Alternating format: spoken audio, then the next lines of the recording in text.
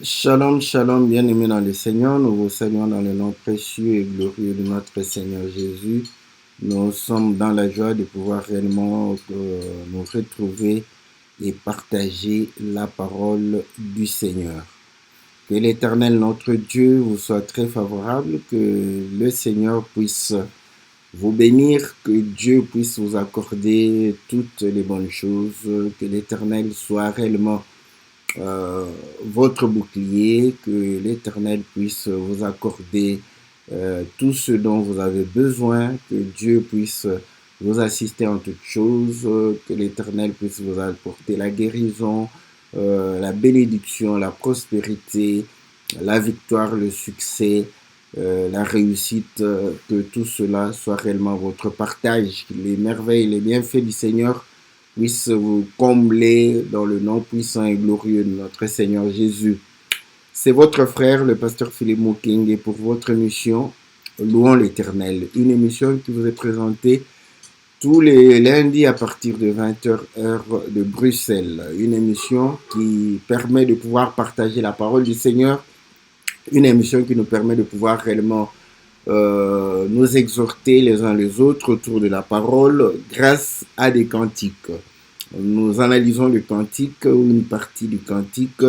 Nous allons en profondeur du thème que nous avons choisi afin de pouvoir réellement nous réconforter, nous exhorter, nous enseigner, nous instruire, nous corriger pour la gloire du Seigneur, pour que nous soyons prompts à toute bonne œuvre, que nous puissions refléter la nature du Seigneur. Que Dieu vous soit très favorable, que Dieu vous bénisse, que Dieu puisse réellement vous combler de toutes les bénédictions, des bénédictions d'en haut, des bénédictions d'en bas. Que le Seigneur vous donne ce qui est nécessaire à la croissance de votre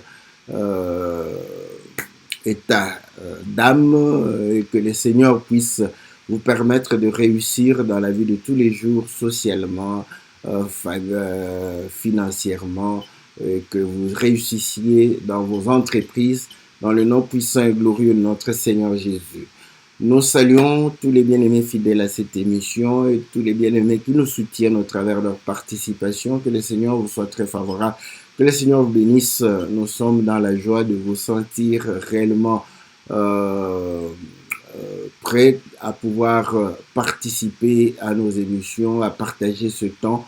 Et cela nous encourage, cela nous va droit au cœur. Que Dieu vous bénisse, que Dieu se souvienne de vous, que Dieu puisse réellement rémunérer le temps que vous donnez aux choses du royaume, car il a dit, cherchez premièrement le royaume et le reste vous sera donné par surcroît, que le reste vous soit donné et tout ce dont vous avez besoin puisse réellement être votre partage dans le nom puissant et glorieux de notre Seigneur Jésus.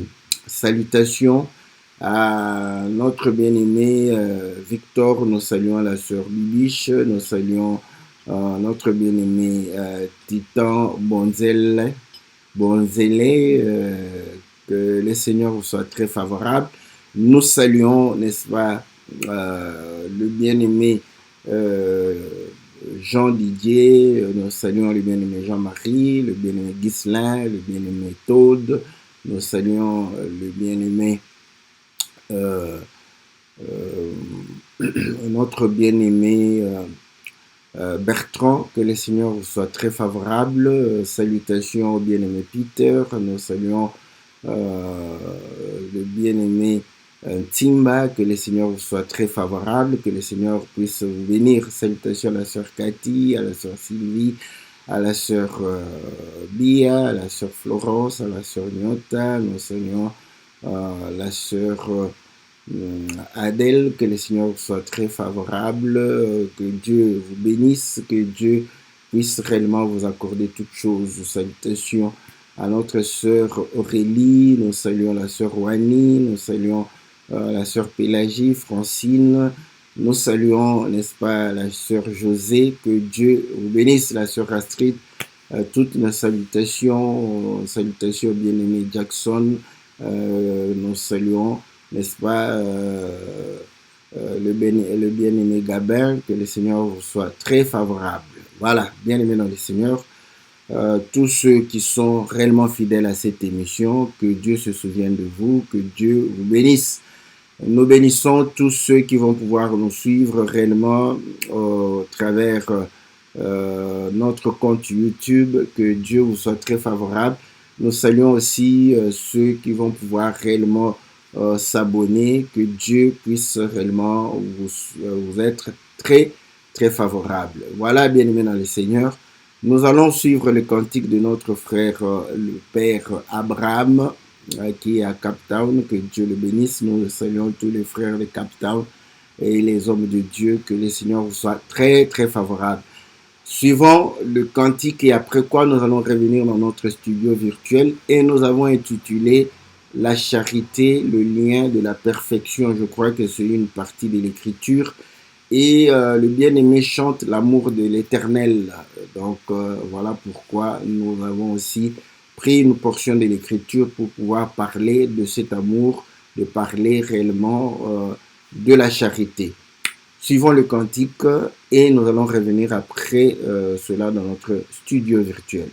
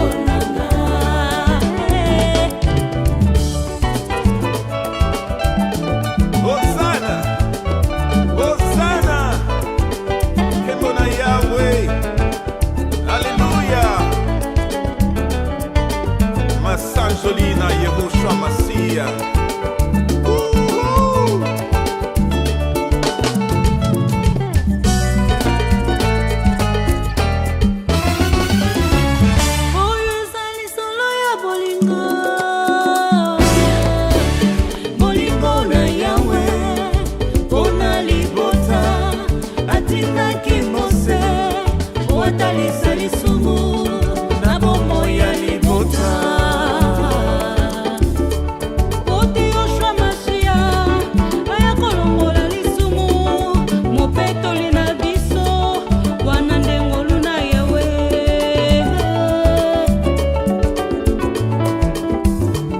Mose atalisi lisumu na ngai epai na Yawe, bongo Yoshua Mesia aye kolongola lisumu ne koloso.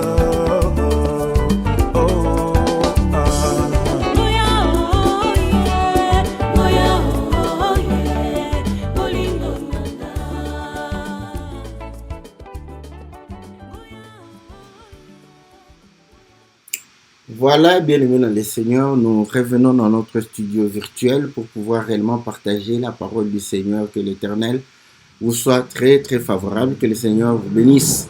Donc nous venons de suivre le cantique de notre bien-aimé Père Abraham à partir de Cape Town. Que le Seigneur le bénisse. Il a chanté l'amour de l'Éternel pour montrer que effectivement Dieu a aimé l'homme et il a dû réellement créer l'homme. Et l'homme ne pouvait pas être seul, il va créer Ève et il chante que voilà la femme qui était une aide, qui est aussi le bonheur de l'homme.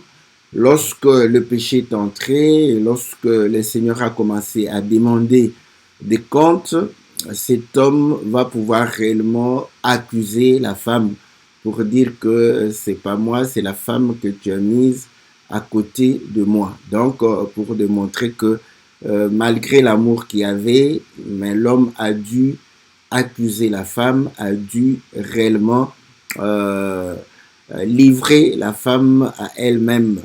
Et il va montrer que voilà ce premier Adam qui a dû réellement livrer la femme. Le Seigneur Jésus viendra comme le second Adam et lui, au lieu de pouvoir réellement condamner la femme, mais va pourtant porter réellement le péché, porter le fardeau à la place de la femme. Donc, il va manifester le vrai amour, l'amour de Dieu. Voilà pourquoi il est dit, car Dieu a tant aimé le monde qu'il a donné son Fils unique. Et le Seigneur est venu et le Seigneur nous a réellement sauvés au travers l'œuvre de la croix. Et pour montrer que Adam qui a accusé la femme s'est comporté comme étant la loi, parce que Dieu aussi a vu la souffrance du peuple. Il va envoyer Moïse, mais lorsque Moïse va venir avec la loi, et la loi va pouvoir réellement mettre en évidence les défauts, les péchés du peuple. Donc, c'est ce que Adam avait fait, au lieu de pouvoir réellement protéger la femme, mais va mettre en évidence la faute de la femme. Mais le Seigneur va couvrir nos fautes, va pouvoir nous pardonner, va pouvoir réellement porter nos fautes afin de pouvoir nous sanctifier, afin de pouvoir réellement nous perfectionner, afin de pouvoir nous donner le salut. Voilà le résumé de notre cantique. Nous saluons une fois encore le bien-aimé Père Abraham qui est en Afrique du Sud, ainsi que tous les frères et sœurs de l'Afrique du Sud. Voilà, nous avons intitulé la charité qui est le lien de la perfection. Je vais lire l'écriture, n'est-ce pas, qui dit que la charité est le lien de la perfection. C'est dans le livre de Colossiens, Colossiens chapitre 3, on dit au verset 14, mais par-dessus toutes ces choses, revêtez-vous de la charité qui est le lien de la perfection. Par-dessus toutes ces choses. Quelles sont les choses auxquelles on devrait par-dessus revêtir, n'est-ce pas, la charité qui était le lien de la perfection. Donc, nous allons faire comme nos amis théologiens qui nous recommandent de pouvoir remonter les Écritures. Vous allez comprendre que le Seigneur, au verset 11, il dit, il n'y a ici ni grec, ni juif, ni circoncis, ni incirconcis, ni barbare, ni scythe, ni esclave, ni libre, mais Christ est tout en tout. Vous allez voir que Paul est en train de montrer qu'il n'y a ni grec, ni juif. Qu'est-ce qui s'est passé entre les Grecs et les Juifs? Vous allez comprendre qu'il n'y avait pas cet amour, n'est-ce pas, entre les deux. Bon, et si les Grecs, quand nous lisons les Écritures, quand ils s'adressent aux Romains, ils parlent des Grecs aussi. On comprend que il y a eu l'Empire grec qui a précédé l'Empire romain. Quand les Romains ont commencé à dominer, ils ont gardé la langue grecque comme la langue, n'est-ce pas, des échanges. Voilà pourquoi on peut comprendre pourquoi Paul identifiait ceux qui n'étaient pas juifs des Grecs.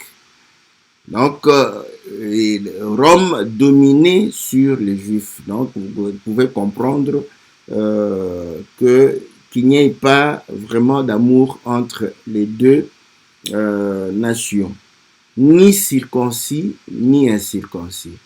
Et là, quand vous lisez les Écritures, les circoncis considéraient les incirconcis comme étant ceux qui étaient exclus des choses de Dieu.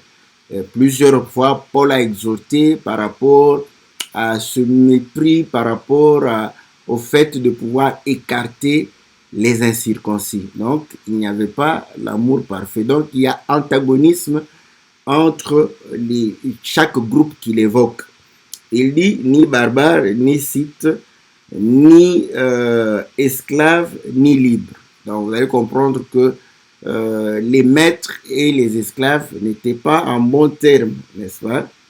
Mais Christ est tout en tous. Donc, il prend des groupes qui s'opposent pour montrer que non, Christ était tout en tous. Donc, si le grec a Christ, si le juif a Christ, les deux devraient normalement s'entendre. Si le libre a Christ, si l'esclave a Christ, ils devraient être ensemble, pouvoir réellement s'aimer les uns les autres. Ainsi pour les circoncis, ainsi pour les barbares. Il va pouvoir dire, ainsi donc, comme des élus de Dieu, saints et bien-aimés, revêtez-vous d'entrailles de miséricorde. Donc, pour comprendre qu'il fallait se supporter, se pardonner, de bonté, d'humilité, donc de ne pas regarder les uns comme étant inférieurs, de douceur, de ne pas tonner, de patience, de pouvoir supportez-vous les uns les autres. Et si l'un a sujet de se plaindre de l'autre, pardonnez-vous réciproquement. De même que Christ vous a pardonné, pardonnez-vous aussi. Ouais? Et là, il dit, mais par-dessus toutes ces choses, où il était en train de demander que s'il y a la bonté, s'il y a la miséricorde, s'il y a la douceur, s'il y a la patience, toutes ces choses, il dit, par-dessus tout, revêtez-vous de la charité qui est le lien de la perfection. Donc, pour être ensemble, pour que nous puissions demeurer ensemble, nous devons avoir ce lien. Voilà, ça c'est le lien parfait, c'est la charité. Donc, si ce lien est entre nous, les membres de Christ, entre nous qui avons cru, entre frères et sœurs, si nous avons ce lien, donc ce lien ne sera pas brisé. Donc le lien de la charité, c'est un lien de perfection. Et c'est ce qu'il est en train de pouvoir recommander. Est-ce que le Seigneur peut nous recommander quelque chose qui peut nous être impossible? Je ne crois pas. Et vous allez comprendre que il le dit pour dire que si nous sommes liés par la charité, donc nous ne pouvons pas nous diviser, nous ne pouvons pas nous séparer, nous ne pouvons pas nous entretuer, nous ne pouvons que demeurer ensemble. Maintenant, Paul va pouvoir parler de la charité dans le livre de 1 Corinthiens au chapitre 13, je crois. Voilà. Au chapitre 13, et il va démontrer que lorsque nous avons la charité, nous avons véritablement ce qui va pouvoir rester. Voilà pourquoi il dit, quelqu'un qui va parler, quand je parlerai les langues des hommes et des anges, si je n'ai pas la charité, je suis un airain qui résonne et une cymbale qui retentit. Vous voyez? Donc, le bien que nous faisons, le bien que nous manifestons, doit être pour les autres. Si tu n'as pas la charité, c'est que tu n'es pas lié aux autres. Voilà pourquoi Paul démontre que le lien qui doit exister entre nous, c'est le lien de la charité. Maintenant, si je parle en langue, si je parle la langue des anges et je parle plusieurs langues des hommes, si je n'ai pas ce lien-là, il doit me lier à l'autre. Donc, je ne fais que du bruit. Voilà. Et quand j'aurai le don de prophétie, la science de tous les mystères et toute la connaissance, quand j'aurai même toute la foi jusqu'à transporter les montagnes, si je n'ai pas la charité, je ne suis rien. Vous voyez? Paul démontre que toutes ces choses, tu peux les avoir. Mais parfois, on se demande, mais comment je peux avoir le mystère de tout, la connaissance de tous les mystères? J'ai le don de prophétie, j'ai toute la connaissance, j'ai la foi qui déplace les montagnes, mais tu ne seras rien. Écoutez, le Seigneur dit dans le livre de Jean chapitre 12 que si le grain de blé qui est tombé à terre ne meurt, il reste seul. Or, s'il reste seul, vous allez comprendre que il ne va pas accomplir la mission. Il n'aura rien fait. Parce que comme la semence, ce grain est identifié aussi à la parole, vous allez comprendre que la Bible dit que la parole descend comme une pluie et ne peut remonter à Dieu sans pour autant donner le fruit pour lequel elle a été envoyée. Donc, si elle ne produit pas, elle ne sert à rien. Voilà ce que Paul est en train de pouvoir dire. Tu as la connaissance des mystères, tu as la prophétie, tu as, n'est-ce pas, la foi, mais tu n'es pas lié aux autres, tu es seul. Donc, tu n'es rien parce que Dieu, au commencement, n'a pas voulu que l'homme soit seul. Voilà. Donc, la charité, c'est ce qui nous permet de nous lier aux autres. Donc, ce que tu es, ce que tu fais, doit être réellement pour renforcer ce lien. S'il n'y a pas ce lien, ce que tu es, ce que tu fais, ce que tu manifestes ne sert à rien. Parce que c'est pour toi seul, ce n'est pas pour les autres. Voilà pourquoi la Bible dit que le don spirituel est pour l'édification des autres. Voilà. Bon, on croit que ce n'est même pas pour notre propre. C'est pour l'édification des autres et pour notre propre édification aussi. Voilà. Donc, vous allez comprendre que si tout cela que tu as, ce n'est que pour toi et non pas pour le bénéfice des autres, on comprend que tu n'es rien et tu ne sers à rien parce que tu t'exclus, n'est-ce pas, de cette communauté, tu t'exclus, n'est-ce pas, du corps de Christ. Il dit, quand je distribuerai tous les biens pour la nourriture des pauvres, quand je livrerai même mon corps pour être brûlé, si je n'ai pas la charité, cela ne me sert de rien. Je crois que ceci est maintenant assez compréhensible. C'est-à-dire que à quoi ça te sert de te sacrifier, de pouvoir faire ceci pour ta propre gloire, pas pour les autres.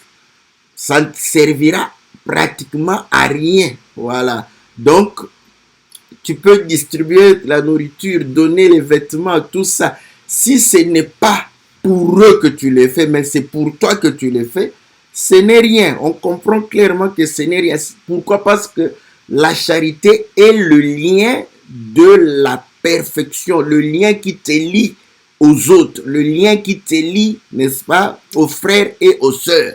C'est ce lien-là. D'où ce que je fais, ce que je manifeste, ce que je suis, doit être pour ce lien. Voilà. Donc, si je prophétise pour édifier les autres, si la connaissance des mystères est là pour pouvoir réellement soutenir les autres, si la langue que je parle, c'est pour pouvoir édifier les autres, à ce moment-là, vous allez comprendre que je serai utile pour les frères et les sœurs. Vous voyez? C'est ça même la charité. Et la Bible dit ceci, la charité est patiente, donc il y a la patience là. La charité, elle est pleine de bonté. Vous voyez, de l'autre côté, on dit, il faut avoir de la bonté, de la patience, de l'humilité. On dit, ne cherche point son intérêt, n'est-ce pas? Je sautais. La charité n'est pas envieuse. La charité ne se vante point. Elle ne s'enfle point d'orgueil. Elle ne fait rien de malhonnête. Elle ne cherche point son intérêt. Elle ne s'irrite point. Elle ne soupçonne point le mal. Elle ne se réjouit point de l'injustice, mais elle se réjouit de la vérité. Elle excuse tout, elle croit tout, elle espère tout, elle supporte tout. Bon, disons-nous la vérité maintenant. Avons-nous la charité? Vous allez comprendre que quand on lit comme ça, en tout cas, on se dit, mais finalement, c'est pratiquement impossible d'avoir la charité. Comment, si la charité, donc, chacun de nous va dire qu'il n'a pas la charité. Non, je te dis que tu te trompes. Dieu ne peut pas nous demander ce que nous n'avons pas. Il ne peut pas nous demander ce que nous n'avons pas. Écoutez, voilà pourquoi le Seigneur, lorsque on lui demanda, n'est-ce pas, s'il y avait un commandement qui était plus grand que les autres commandements, écoutez ce que le Seigneur va pouvoir dire. Donc, je crois que c'est dans Matthieu chapitre 22. Le Seigneur va dire ceci, voilà. Au verset 34, les pharisiens ayant appris qu'il avait réduit au silence les Sadducéens se rassemblèrent. Et l'un d'eux, docteur de la loi, lui fit cette question pour l'éprouver. Maître, quel est le plus grand commandement de la loi?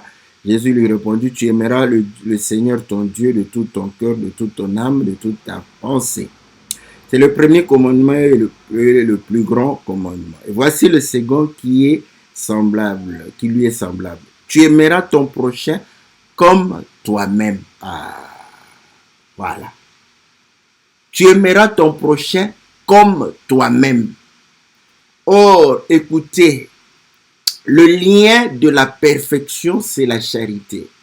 C'est-à-dire, c'est l'amour qui bannit les querelles, les incompréhensions, qui bannit réellement au milieu de nous le mal.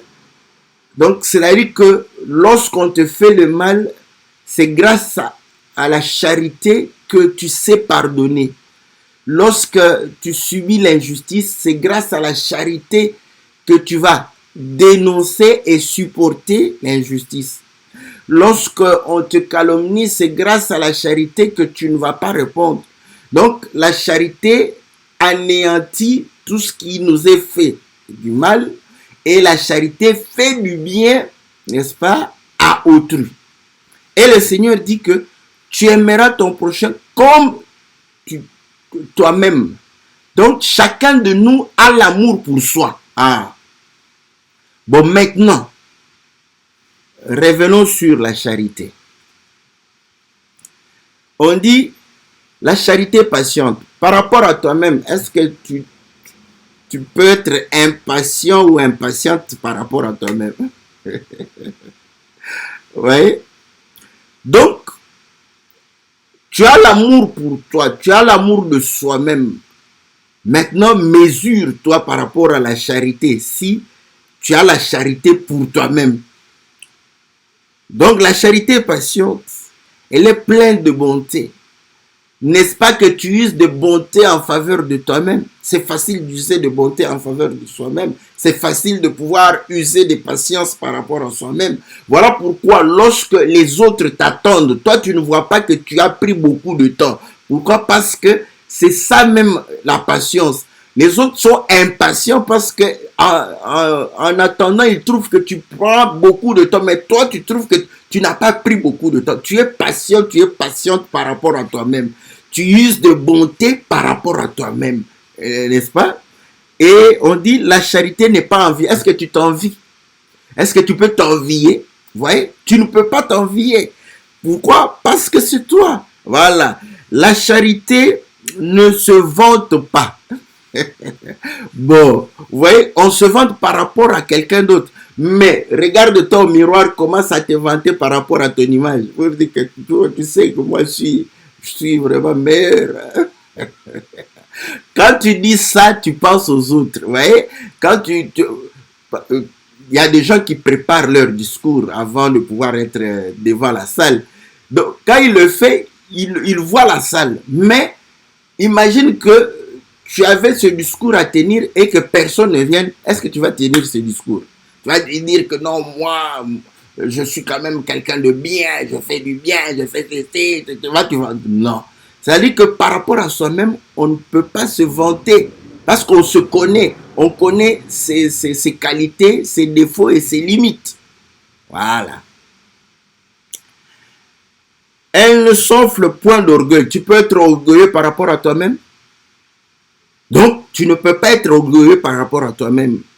Elle ne fait rien de malhonnête. Tu fais quelque chose de malhonnête par rapport à toi-même? Non. Elle ne cherche point son intérêt par rapport à autrui.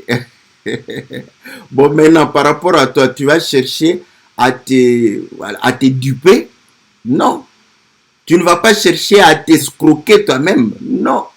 Donc, vous allez comprendre que l'amour de soi, c'est ça aussi l'expression de la charité, n'est-ce pas? Et c'est ça ce que le Seigneur dit, que tu es lié à toi-même. Voilà pourquoi tu ne te fais pas du mal. Tu prends soin de toi, tu uses de compréhension par rapport à toi-même. Et la Bible dit ceci: elle ne s'irrite point, elle ne soupçonne point, tu ne te soupçonnes point, pas du mal. Tu vas te soupçonner. Ah non, en tout cas,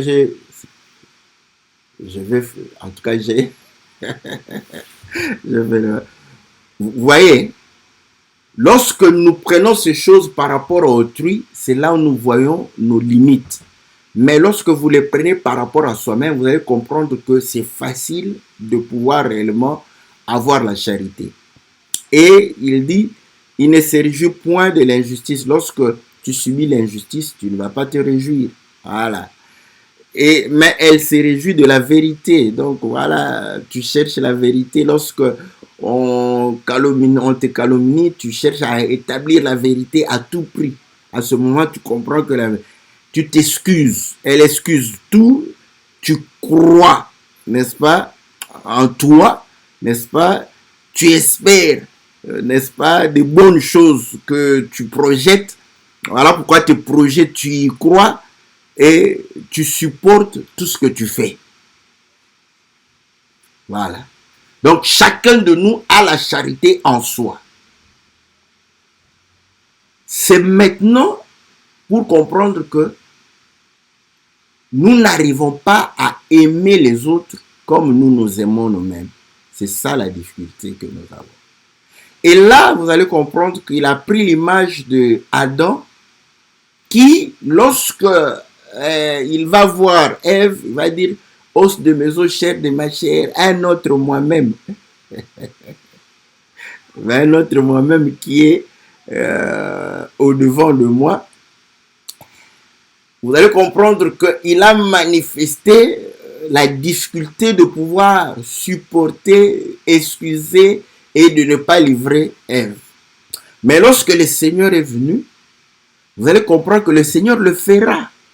Pourquoi le Seigneur le fera? Le fait de pouvoir venir sur la terre, de porter la chair, le Seigneur prenait notre place. Vous voyez?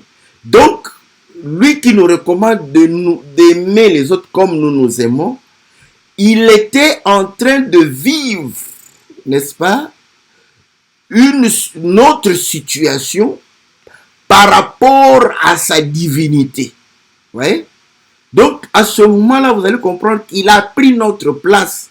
Ce n'est pas seulement la croix, mais c'est par rapport à la vie, se lever le matin, se laver, pouvoir réellement faire le travail, pouvoir chercher la nourriture, manger quand on a faim, boire quand on a soif, et pouvoir réellement faire les tâches qui nous sont, et voir, subir aussi les injustices. Donc, il a subi toutes ces choses. Il s'est mis à notre place. Voilà pourquoi il nous a pardonné. Vous voyez, si tu veux pardonner, mets-toi à la place de l'autre. De l'autre. Si tu veux l'aimer, mets-toi à sa place. Si tu veux le comprendre, mets-toi à sa place. Si tu veux, n'est-ce pas, ne pas le soupçonner, mets-toi à sa place. Si tu veux ne pas l'envier, mets-toi à sa place. Si tu veux ne pas chercher ton intérêt par rapport à lui-même, mets-toi à sa place. C'est simple. C'est facile en fait. C'est facile d'avoir la charité. C'est simplement question de pouvoir réellement avoir en tout temps ce réflexe de se mettre à la place de l'autre. Si tu te mets à la place de l'autre, tu vas le comprendre. Tu vas ressentir ce qu'il est restant. Tu vas... Bon, on a vu une fois, vous voyez, quand les Américains réfléchissent comme ça, un film où l'âme de la femme, je crois, est entrée chez l'homme et l'âme de l'homme est allée chez la femme. Donc, chacun avait le corps de l'autre. Ils ont vécu pendant un certain temps. Ils se sont compris. Ils se sont dit, oh, c'est comme ça que je dois subir ça, subir. Ah, mais pourtant, je le condamnais pour ça. Vous voyez? Ça, c'est pour montrer que, bon, vous allez dire que c'est la science-fiction, mais en fait, vous voyez, c'est ce que le Seigneur nous demande, de pouvoir réellement. Je prends encore, comment on peut élucider certains crimes. C'est lorsqu'on réfléchit comme le criminel. C'est comme ça qu'on peut comprendre comment il a agi, pourquoi il a agi. Vous voyez? Donc, les hommes ont la capacité de pouvoir se mettre à la place de l'autre. Mais parfois, nous n'avons pas assez de volonté ou parfois, on ne nous incite pas à pouvoir le faire. Mais vous allez voir que les policiers, les pédiatres, les médecins, il y a beaucoup de domaines, n'est-ce pas, où le genre... Voilà pourquoi les psychiatres, n'est-ce pas, veulent entrer dans la tête de quelqu'un. Quand vous allez chez les psychiatres là-bas, parfois ils peuvent hypnotiser. Pourquoi? Pour faire quoi? Pour entrer dans ta tête. Voilà. Là, il voit ce que tu es en train de vivre. Il le ressent. Voilà. pour pouvoir te donner une solution. Bon. Mais pourquoi il a donné cet exemple? Nous donnons cet exemple pour montrer qu'il y a possibilité de se mettre à la place d'autrui. Ce n'est pas impossible. Ce n'est pas quelque chose qui dépasse notre capacité. C'est quelque chose que nous avons en nous. C'est quelque chose que chacun de nous a. Parce que chacun de nous s'aime. Chacun de nous, n'est-ce pas, a l'amour propre. Prends seulement ça. Mets-toi chaque fois à la place. Nous le faisons tous les jours ici. Écoutez, les mamans et les parents le font. Même les grands frères le font. Vous allez comprendre, quand vous avez un petit enfant à la maison, il fait des choses qui sont graves, condamnables. Si c'était la femme qui avait fait, l'homme allait crier. Si c'était l'aîné qui avait fait, les parents allaient crier. Mais quand c'est le petit enfant qui l'a fait, on comprend. Pourquoi vous comprenez? Parce que vous mettez à sa place. Voilà. Donc, c'est un exercice qu'on fait au quotidien, mais ce n'est pas un exercice qu'on élargit à tout le monde. On le fait que pour les enfants. On comprend les enfants. Vous voyez? Donc, vous allez... C'est vrai. Ce qui nous empêche, si tu veux pouvoir réellement commencer à bénéficier de cet exercice, n'est-ce pas? Parce qu'il faut s'exercer.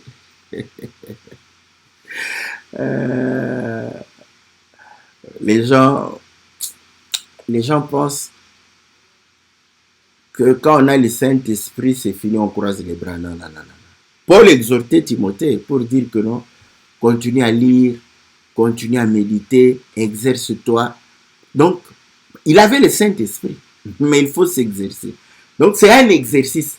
Voilà, maintenant, si ce petit enfant à qui tu pardonnes, voilà pourquoi la plupart des gens disent que les enfants sont des anges. Pourquoi ils le disent? Malgré que l'enfant casse les assiettes, il casse les verres, l'enfant peut avoir des propos déplacés, mais les gens continuent à dire que l'enfant est innocent. Oh, entre nous soit dit. Comment l'enfant est innocent? Il prononce des paroles qui gênent tout le monde. Comment tu dis qu'il est innocent? Ah ouais? Vous vous mettez à sa place pour dire qu'il dit des choses dont il ne comprend pas. Mais quand c'est une grande personne qui est en train de faire le mal, lui il comprend. Mais le Seigneur dit quoi? Pardonne-leur car ils ne savent pas ce qu'il faut. Tu vois, le Seigneur, parce qu'il nous voyait toujours comme des enfants. Ouais? Fais cet exercice-là. Trouve tous ceux qui font du mal, qui échouent, qui ne font pas les choses telles que tu voudrais. Prends-les comme des petits enfants. Comprends que non, ils ne comprennent pas, ils ne savent pas, ils n'ont pas assez d'intelligence pour pouvoir trouver une justification et tu vas voir que tu vas commencer à supporter les gens, tu vas commencer à pardonner les gens facilement. Et tu vas commencer à t'énerver difficilement. À tel point que parfois tu auras envie de pouvoir t'énerver pour pouvoir corriger quelqu'un, mais tu n'y arrives plus. Tu te dis, mais je vais lui parler calmement, il va croire qu'il n'a pas fait quelque chose de grave. Mais si tu le fais pour le Seigneur va toucher son cœur. Ouais? Il ne suffit pas toujours de crier pour que quelqu'un entende. Mais quand on le fait vraiment pour la gloire du Seigneur, quand on le fait aussi avec l'aide du Seigneur, ta voix sera entendue. Donc, vous allez comprendre qu'en réalité, cette charité, cet amour de Dieu, c'était simplement le fait de se placer à la place d'autrui, de quelqu'un d'autre. C'est ce que le Seigneur a fait. Lui qui était Dieu, qui était esprit, il a porté une chair comme nous. Donc il s'est mis à notre place. Voilà pourquoi il nous a pardonné, voilà pourquoi il nous a guéris, voilà pourquoi il nous a soutenus. Il comprend. Il comprend. Il comprend. Il te pardonne. Mais écoutez, c'est l'exercice que le Seigneur a. Parce que tu vas dire, ah mais si on fait comme ça, les gens ne vont pas changer. Mais dites au Seigneur, mais comment toi tu as fait? Tu as pris notre place. Comment nous changeons alors? Vous voyez? Donc vous allez comprendre que quand vous vous mettez à la place de quelqu'un, quand vous le faites, parce que vous allez, si vous mettez vraiment à sa place, si vous entrez dans sa tête, dans son esprit, vous pensez comme lui, vous parlez comme lui, il comprendra ses fautes. Il comprendra ses fautes parce qu'il se verra, il va se voir. Et quand il se verra et que tu lui montres ses fautes, il va comprendre que non, faire ça c'est une faute.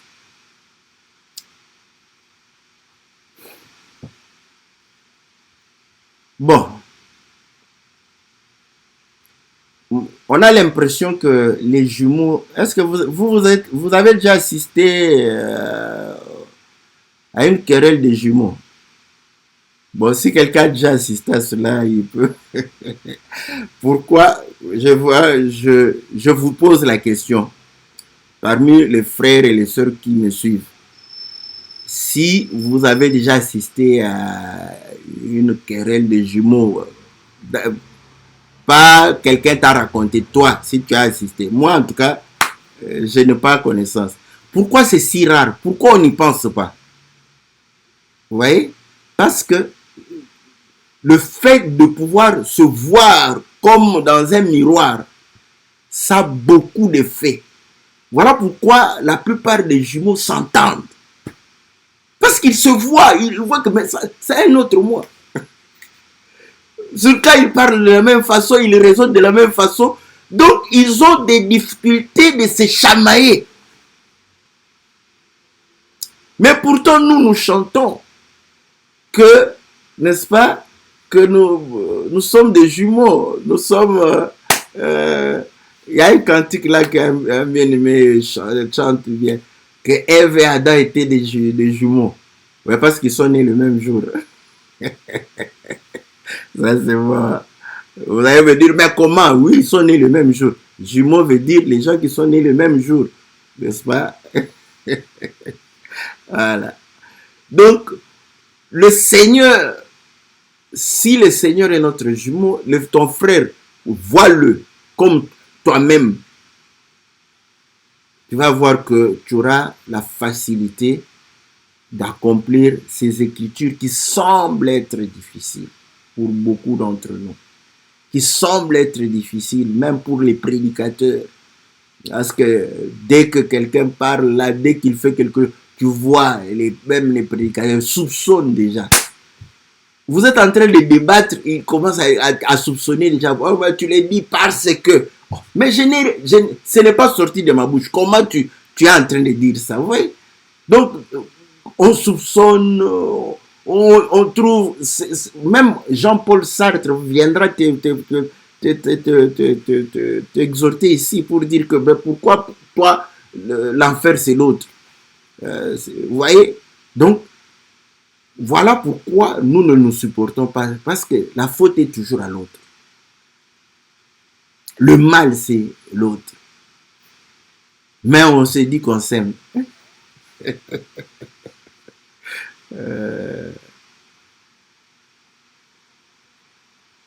Voilà. C'est simple. C'est facile. Voilà pourquoi j'ai toujours dit que avec le Saint-Esprit, c'est facile. Nous vous apprenons les choses de manière pragmatique. Tu vas lire, tu aimeras ton prochain comme toi-même, la charité ne soupçonne point. Ça, ce sont des théories. Mais pour ne pas soupçonner, c'est simple, comme bonjour papa, bonjour maman. Tu te mets à la place de l'autre, tu te dis si c'était moi.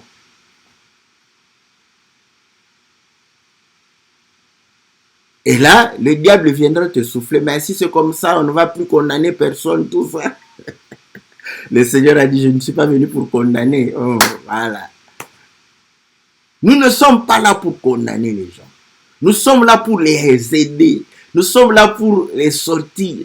Nous sommes là pour leur montrer leurs faiblesses, montrer leurs défauts et pouvoir les aider à sortir. C'est ça. On n'est pas là pour condamner.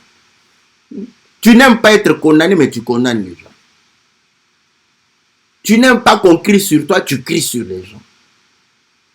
Tu n'aimes pas être critiqué, tu critiques les autres. Ouais. Et écoutez ce que le Seigneur va pouvoir dire. Vous allez voir que c'est si simple, si facile. Mais je me demande...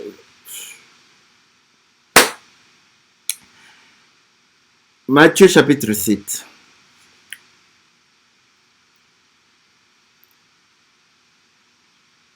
Le Seigneur commence au verset. Je commence au verset 9. Lequel de vous donnera une pierre à son fils s'il lui demande du pain, ou s'il demande un poisson, lui donnera-t-il un serpent? Si donc méchant comme vous l'êtes, vous savez donner de bonnes choses à vos enfants, à combien plus forte raison votre Père qui est dans les cieux donnera-t-il de bonnes choses à ceux qui le lui demandent?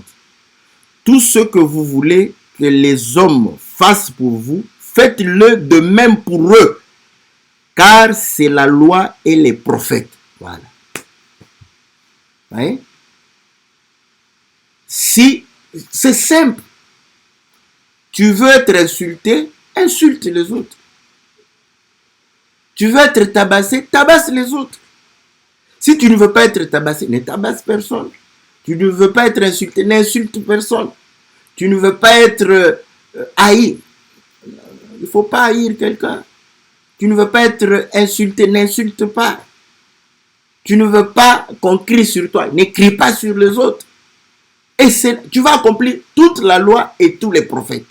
Simple comme bonjour papa, bonjour maman.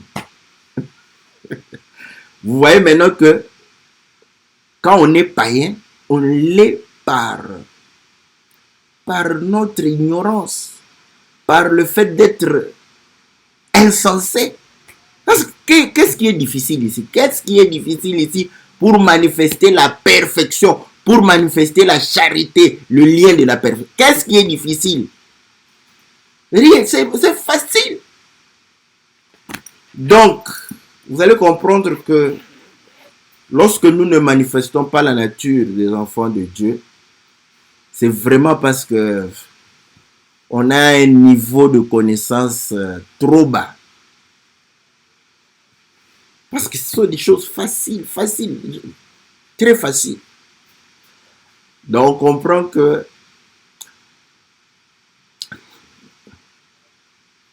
l'égoïsme, ouais, nous ne comprenons pas ce que nous lisons, nous ne comprenons pas ce que le Seigneur nous demande.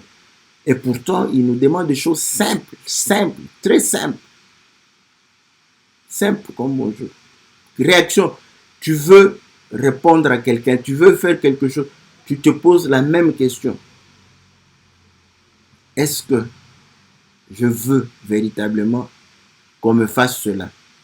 Si c'est non, ne le fais pas, c'est tout. Vous voyez, là, vous vous mettez à la place de l'autre. Facilement, aussi facilement que ça. La charité est le lien de la perfection. La charité supporte tout, pardonne tout, excuse tout, comprend tout, ne supporte pas la malhonnêteté, ne s'enfle pas d'orgueil, ne se vante pas. C'est trop facile. Être un enfant de Dieu, c'est trop facile. Mais quand on a le Saint-Esprit, quand tu n'as pas le Saint-Esprit, la chair ne peut pas supporter ça. La chair ne peut pas supporter. La chair est incapable de se mettre à la place de l'autre. Voilà pourquoi les hommes charnels et les femmes charnelles, ils sont nombreux, elles sont nombreuses dans ce que nous appelons les églises. C'est comme ça que même les païens voient que vous n'êtes que comme eux.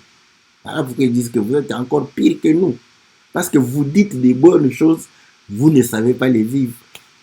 Vous ne savez pas les vivre. Pourquoi? Parce que vous pensez à des grandes choses et pourtant le Seigneur dit, si vous êtes fidèle à des petites choses, la parole de Dieu, elle est simple, facile, très facile.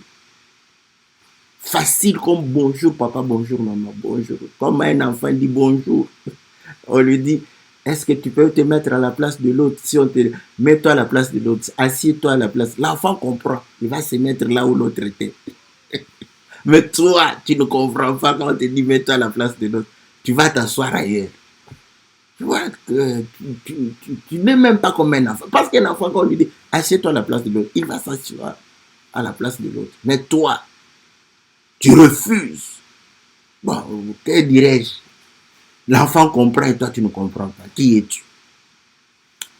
Voilà, que le Seigneur nous soit très favorable, que le Seigneur vous bénisse. Aimons-nous, n'est-ce pas, de l'amour de Dieu. Dieu a pris notre place, prenez ma place et supportez mes faiblesses. Aidez-moi à les surmonter. Aidez-moi, faites-moi comprendre dans mon langage, dans ma compréhension. C'est comme ça que je vais comprendre facilement mes erreurs, mes fautes, surtout quand je crois avoir raison. C'est là où c'est difficile. Quand je crois avoir raison, donc il faut véritablement être au même diapason que moi, penser, réfléchir comme moi et me montrer maintenant mes erreurs. C'est facile à pouvoir le faire. Mais si on pratique les petites, n'est-ce pas, choses que le Seigneur nous a données, vous voyez que ce sont des petites choses, mais qui va pouvoir réellement englober les grandes choses. Voilà. Que Dieu vous bénisse, que Dieu vous soit très favorable. On se retrouve mercredi par la grâce du Seigneur. Et mercredi, posez vos questions. J'ai une question déjà, mais posez toujours. Ça sera une bonne chose. Vous voyez que la parole de Dieu, quand elle est pratique, elle est tellement succulente que lorsqu'elle est théorique. Que Dieu vous bénisse, que Dieu vous soit très favorable. On se retrouvera par sa grâce au nom puissant et glorieux de notre Seigneur Jésus. Amen.